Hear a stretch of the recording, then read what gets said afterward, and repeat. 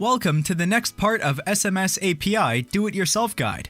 In this episode, you'll learn about the SMS API tool that lets you build your own customer base, SMS Newsletter.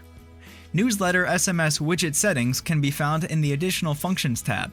This feature allows you to place the form anywhere on the website and self-subscribe customers directly to your database in SMS API. By default, this function is inactive. Please activate it once the configuration is completed. At the beginning, you have chosen to choose the subscription type. You can pick either entering the selected group, which you have to specify in advance, or give the user a choice when filling out the form. Option: Selection while subscribed. In addition to the phone number, you can decide which additional and custom fields should appear in the form and which of them are required. Below you can find SMS message settings. Select the sender name from which a verification SMS will be sent. To encourage potential contacts to subscribe to your database, you might give a discount code. In order to do so, you must select a group of discount codes. Such a group can be created or uploaded in the Additional Functions tab, Discount Codes.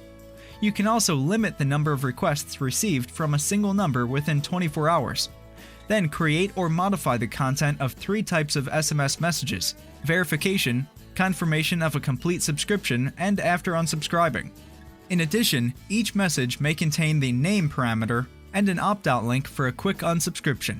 We strongly recommend inserting the verify code parameter in verification SMS because it helps you authorize the user with an SMS message. You can also enter your own phone number, which will be notified each time a new contact has been subscribed.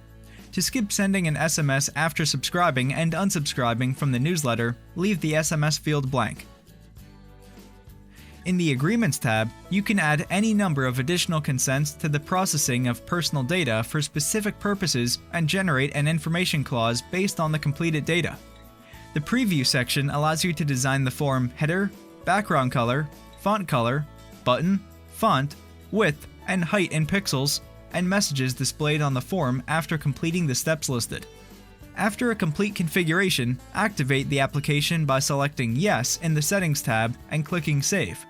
The last step is the Source tab, in which it's possible to provide a direct link to the form or copy the widget code and place the selected configuration on your website.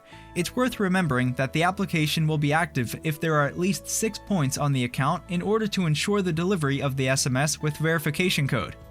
Newsletter SMS statistics are located in the last tab. And it's ready! See you in the next episode!